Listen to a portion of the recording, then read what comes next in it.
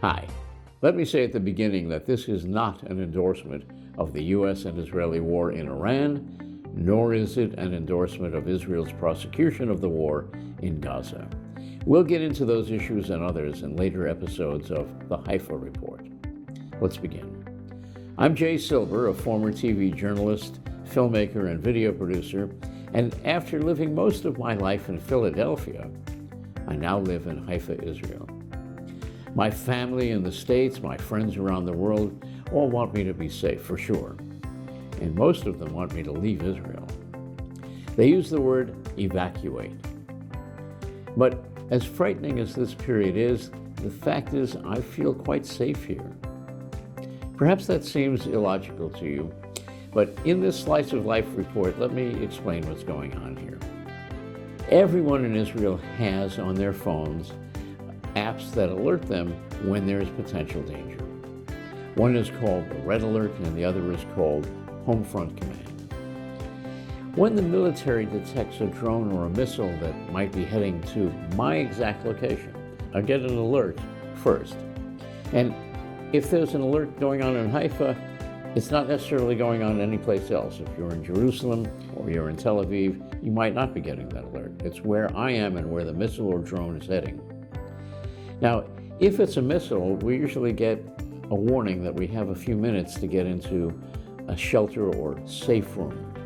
The Hebrew word for safe room is mamad, and everybody's got access to one of those, either a public shelter or a mamad in their homes or apartments. Here in this building, it's a 25-story apartment building. There are 4 apartments on every floor, and there's one mamad for all 4 apartments, and I've gotten to know my neighbors really well. If there's a missile coming from Iran, we might have as much as 10 minutes before we have to get into the mamad, the safe room, when we get the alarm itself. Now, to be sure, the most frightening is when we have an alarm in the middle of the night.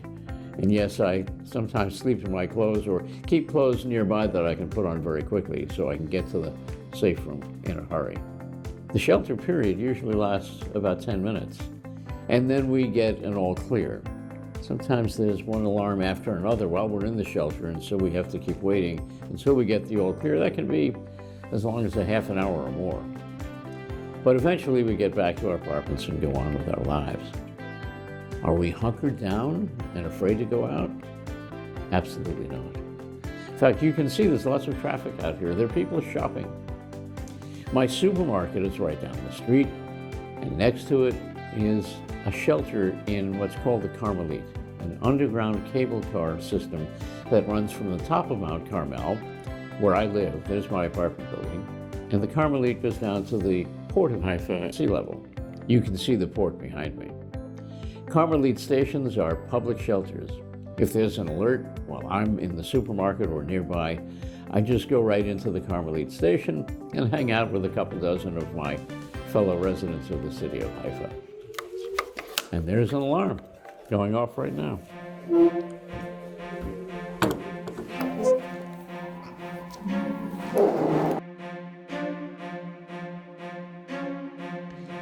Well, that was unplanned. There was an actual alarm, and there was no alert.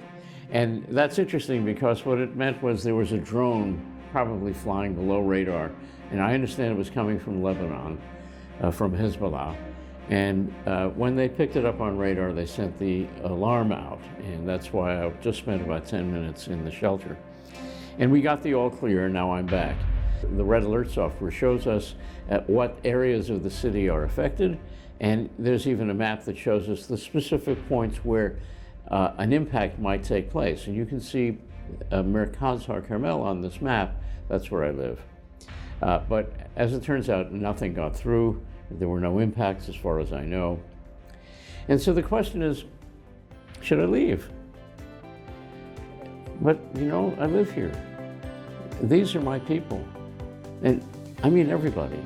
The Jews, the Arabs, the Christians, everybody. There are people here from all over the world.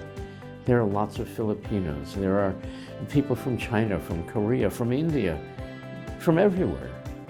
Haifa is certainly the most diverse city in Israel, and I suspect it's one of the most diverse cities in the world.